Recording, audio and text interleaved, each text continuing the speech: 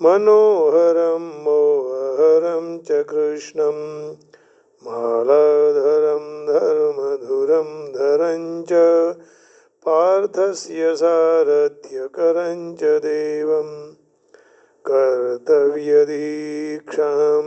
च समध्वशिक्षां ज्ञानस्य भीक्षां शरणागतिं च ददाति गीता करुणाद्रभूता कृष्णेन गीता जगतो हिताय कृष्णेन गीता जगतो हिताय। श्रीमद् भगवद गीता जी अध्याय 9 श्लोक 29। यहाँ एक शंका हो गई कि भगवान ने ये कहा कि जो भगवान को समर्पित हो जाते हैं उनको ही मैं मुक्त करता हूँ। अब जो भगवान को समर्पित नहीं होते हैं उनको भगवान मुक्त नहीं करते हैं, ये अर्थ निकला। अब इसमें भगवान का जो दयापन, करुणा, तो यहाँ तो समता नहीं हुई, विषमता खड़ी हो गई, विषम दृष्टि, पक्षपात हो गया। जिसको शरण में आते हैं उसको भगवान मुक्ति देते हैं, नहीं आते तो नहीं देते हैं। तो भगवान इसका जवाब देते हैं, सुनिएगा।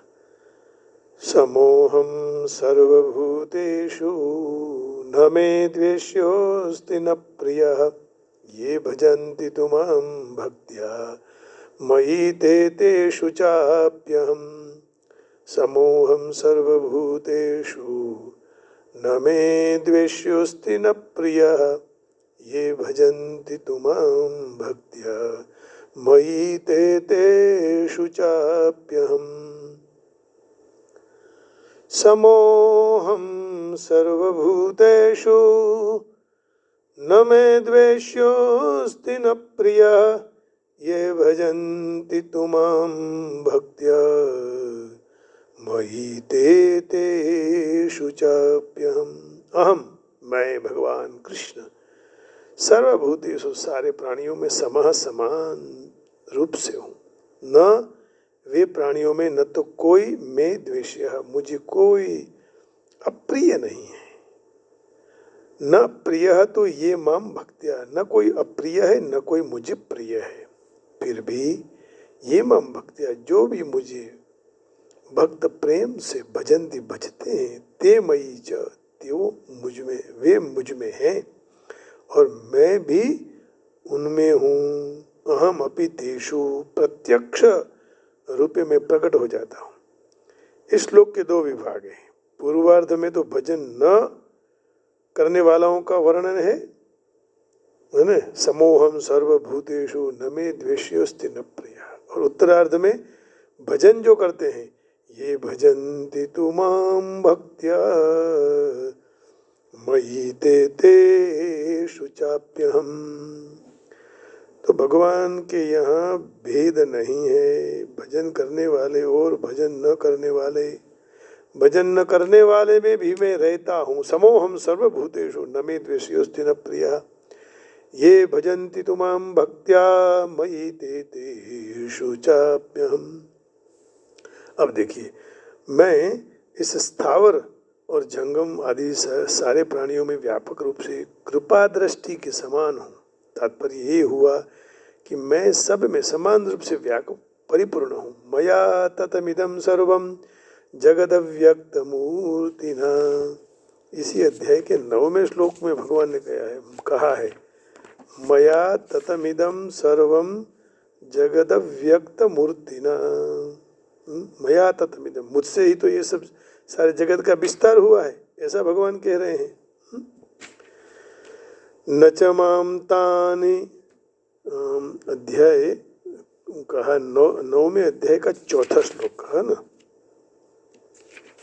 मया ततमिदं सर्वं जगदव्यक्तमूर्तिना मत्स्थानि सर्वभूतानि न चाहं तेष्वस्थितः। मया ततमिदं सर्वं जगदव्यक्तमूर्तिना मत्स्थानि सर्वभूतानि न चाहं तेष्वस्थितः।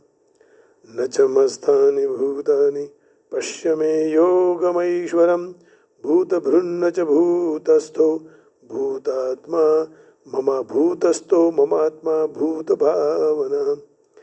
ये सारा जगत मेरे निराकार परमात्मा से परिपूर्ण है। संपूर्ण प्राणी मुझ में स्थित है, परंतु मैं उनमें स्थित नहीं हूँ, और वे प्राणी भी मुझ में स्थित नहीं है। तो मेरी यह ईश्वरीय योग शक्ति को, जो संपूर्ण भूतों को उत्पन्न करने वाले और भूतों का धारण पोषण करने वाले मेरा स्वरूप भी भूतों में स्थित नहीं है। भगवान ने तो कह दिया, लेकिन भगवान ये भी कह रहे हैं कि मेरी सर्व रूप समान रूप कृपा दृष्टि है। सुहृदम सर्वभूतानां, 5वें अध्याय में, सुहृदम सर्वभूतानां, सारे भूतों के जो भी जगत में हैं उन सब का मैं मित्र हूँ। ये बहुत कठिन बात है, कोई सबके मित्र नहीं बन सकता सिवा भगवान कृष्ण। अब एक अजात शत्रु थे अपने युधिष्ठिर जी, लेकिन भगवान तो सबके मित्र हैं। भोक्तारम सर्व तपसाम, है ना, सबको भुगने वाले, 5वें अध्याय के 29वें, सर्वलोक महेश्वरम सुहृदम सर्वभूतानां ज्ञात्वा मां शांति मृच्छति।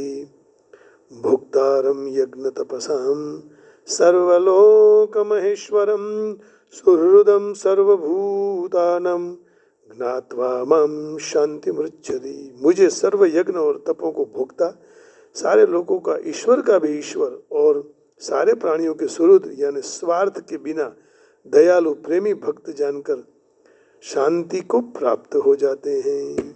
दयालु और प्रेमी भक्त, भगवान दयालु भी है और भक्त प्रेमी भी है, लेकिन प्रेमी जानी ने भक्त, मुझे प्रेमी जानकर भक्त शांति को प्राप्त हो जाता है। अब देखो, मैं कहीं ज्यादा हूं कहीं कम हूं ऐसा नहीं है। चींटी बहुत छोटी है लेकिन कम है, हाथी बहुत बड़ा है लेकिन उसमें भी मैं हूं, अधिक हूं। अंत्यज में कम हूं, ब्राह्मण में अधिक हूं। इस तरह मुझे जो प्रतिकूल वर्तन करते हैं उनमें मैं कम हूं, जो भी मुझे अनुकूल वर्तन करते हैं उनमें मैं ज्यादा हूं, ऐसी बात ही नहीं है। कारण सारे प्राणी मेरे अंश हैं, मेरे स्वरूप हैं। मेरा स्वरूप होने से वह मुझे कभी अलग नहीं हो सकता है ना। किस में कम, किस में अधिक ज्यादा, ऐसा भगवान बोले मैं है ही हूँ नहीं, कि प्राणी से हमारे अंश है, मेरा स्वरूप है। मेरा स्वरूप होने से वे कभी मुझसे अलग नहीं हो सकते हैं और मैं उनसे कभी अलग नहीं हो सकता हूँ। इसलिए मैं सर्व में समान हूँ। समोहम सर्वभूतेषु न मे द्वेष्योस्ति न प्रिय।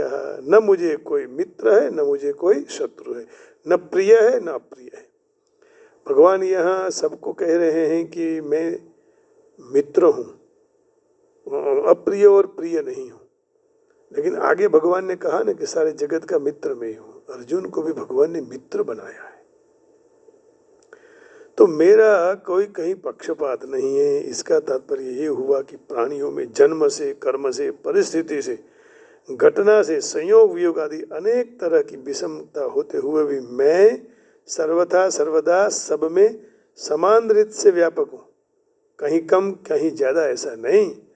न मे द्वेष्योस्ति न प्रिय। तो पहले अप्रिय शब्द को रागनोज वाचक, राग का वाचक मानना चाहिए, क्योंकि प्राणी मात्र ऊपर परमात्मा की, भगवान की समान रीति से प्रीति है। सब मम प्रिय सब उपजाये, सब मम प्रिय सब उपजाये। मेरे सब प्रिय हैं और सब मम उपजाए, मेरे द्वारा तो सब उत्पन्न हुए हैं।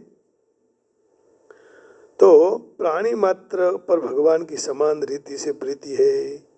इससे भगवान उसका निषेध कैसे कर सकते हैं? बीजी बात, द्वेष्य शब्द के साथ राग शब्द का बंध नहीं बैठ सकता, क्योंकि राग और द्वेष ये द्वंद्व है और इसी की द्वंद्व का यह निषेध किया हुआ है। न मे द्वेष्योस्ति न प्रिय, अप्रिय प्रिय, है ना।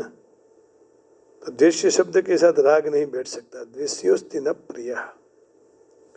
पर भगवान आगे कह रहे हैं, पहले भगवान ने कहा कि मैं सारे जगत के प्राणियों में समान रूप से हूँ। अब उसी का ही विवेचन करते हुए कहते हैं, कोई भी प्राणी मेरे राग द्वेष का विषय नहीं है। न मैं उससे प्रेम करता हूँ, न उससे द्वेष, न मैं उसका प्रिय हूँ, न मैं उसका अप्रिय हूँ।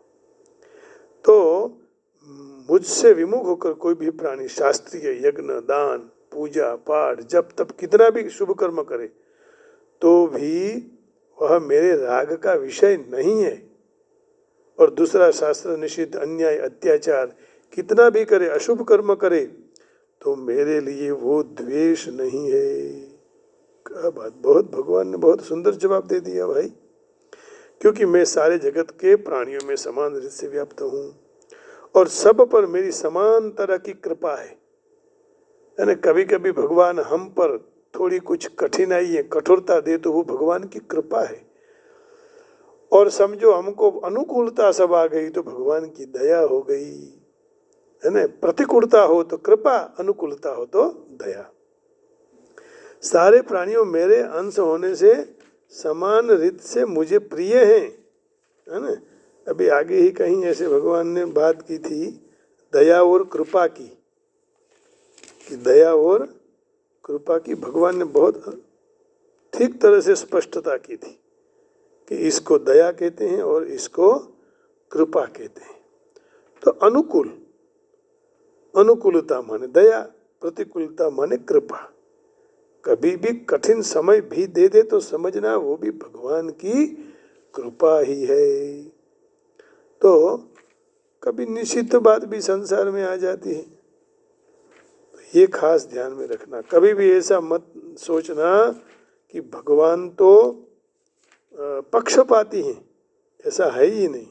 आप देखिएगा श्रीमद् भागवत जी में जो राक्षस कुल में उत्पन्न प्रहलाद जी, हिरण्यकशिपु, हिरण्याक्ष, तो हिरण्यकशिपु के यहाँ जन्म लेते हुए भी भगवान उससे प्रेम करते हैं।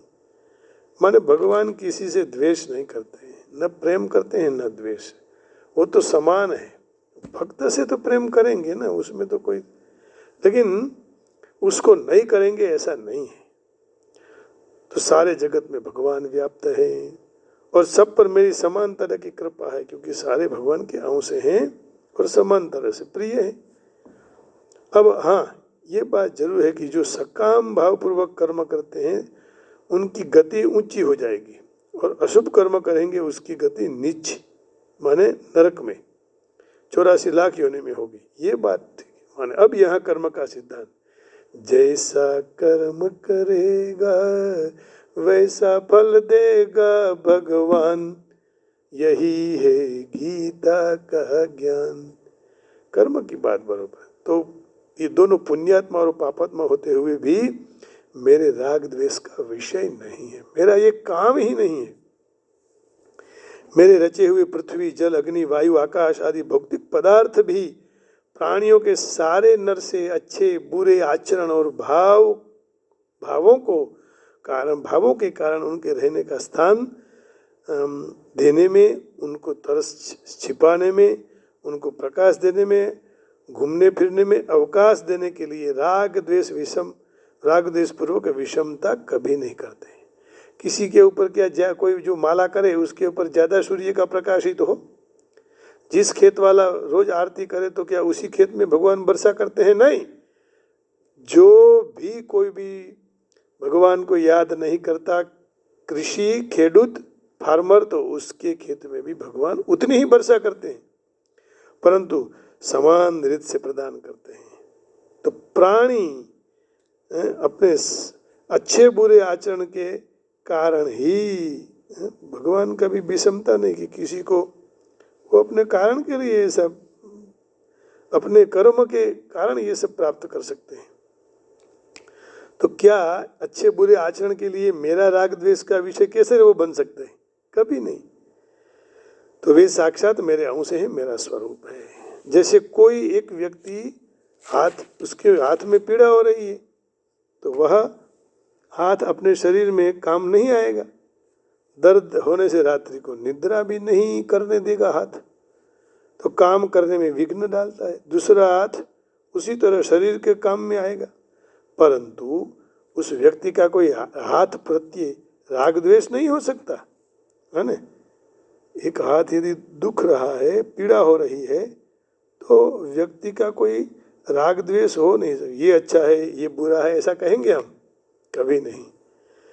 तो राग द्वेष, इसी तरह मेरे वचन के सिद्धांत के अनुसार चलने वाला पुण्यात्मा में पुण्यात्मा हो, और दूसरा कोई वचनों के सिद्धांत का खंडन करने वाला हो, मेरे विरुद्ध चलने वाला हो, पापी में पापी हो, दोनों प्रकार में कोई भी प्रति मेरा न राग है न द्वेष है।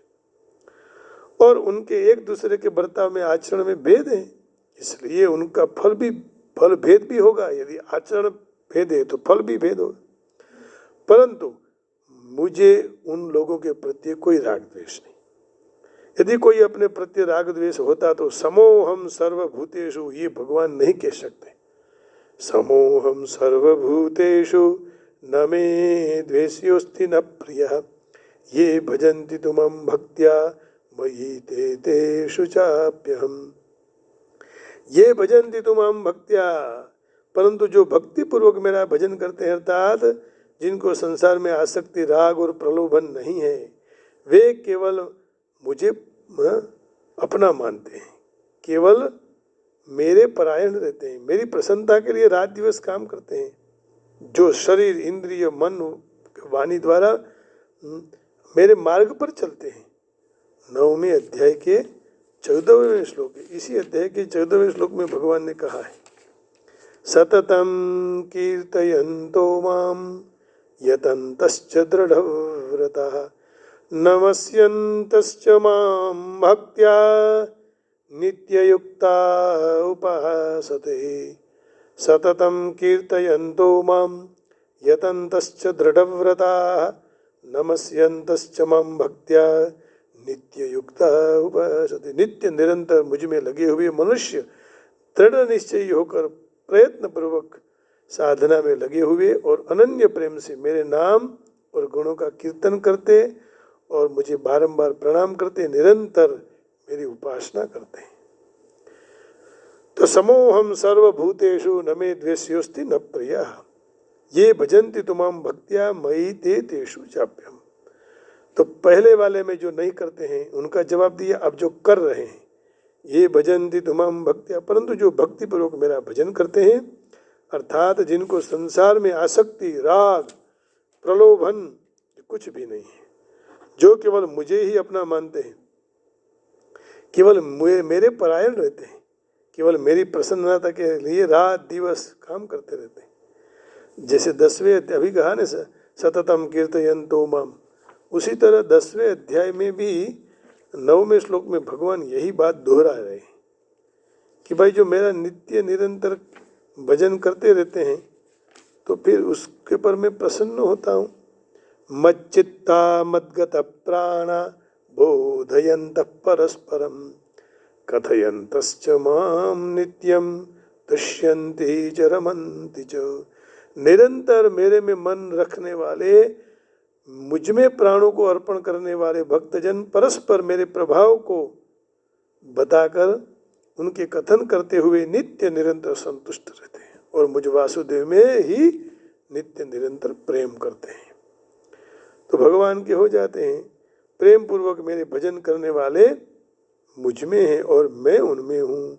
इसका तात्पर्य ये नहीं है कि जो सामान्य जीव है वह मेरी आज्ञा की विरुद्ध वर्त करते हैं, उनमें तेवो मारा माँ अने हूँ तेमना, वो मुझ में और मैं उनमें नहीं हूँ, ऐसा नहीं है। परंतु वे अपने को मुझ में है ऐसा मानते नहीं। तो वे कह देते हैं कि भाई हम तो संसारी जीव हैं, ये छूटने वाले, भागने वाले, पलायनवादी, संसार में રહેવા વાળા છીએ। તેઓ નથી કઈ સમજતા કે संसार के शरीर तो कभी एक रूप के रस रहता ही नहीं। संसार एक रूप नहीं रहता, संसार एक रूप नहीं रहता, शरीर एक रूप नहीं रहता। क्योंकि रोज बदलाव आता है शरीर में, क्षणे क्षणे यन्नवताम उपैति। तो ऐसे संसार के शरीर में हम लोग कैसे रह सकते हैं? આપણે કેવી રીતે રહી શકીએ? इसी को न जानने के कारण ही वे अपने को संसार के शरीर में स्थित हैं ऐसा जानते हैं। उनकी अपेक्षा तो जो रात दिन मेरा भजन स्मरण करते हैं, बाहर अंदर ऊपर नीचे सब स्थल पर सर्वकाल में सारी वस्तु व्यक्ति घटना परिस्थिति क्रिया आदि में स्वयं उनसे भी मुझे अभिन्न मानते हैं। वे मेरे विशेष रूप हैं और मैं उनमें भी विशेष रूप से हूँ। दूसरा भाव ये हुआ कि मेरे साथ मैं भगवान का हूँ, भगवान मेरे हैं। ये संबंध जो जोड़ देते हैं, ऐसे मनुष्य के साथ मेरी इतनी घनिष्ठता हो जाती है, फिर मैं न तो अभिन्न रहता हूँ। तस्मिज्जने भेदा भावात, नारद भक्ति सूत्रम, तस्मिज्जने भेदा भावात। इसलिए वे मुझ में है और मैं उनमें हूँ। तस्मिज्जने भेदा भावात, कैसे हम अभिन्न हो सकते हैं? नहीं हो सकते। तीसरा भाव यही है कि मैं उनमें हूँ, लेकिन हूँपणु नहीं रहता है, क्योंकि हूँपण परिच्छिन्नता है। परिच्छिन्नता माने एक देशीयता दूर होने से वो मुझ में रहते हैं। यहाँ भगवान ने और स्पष्टता कर दी।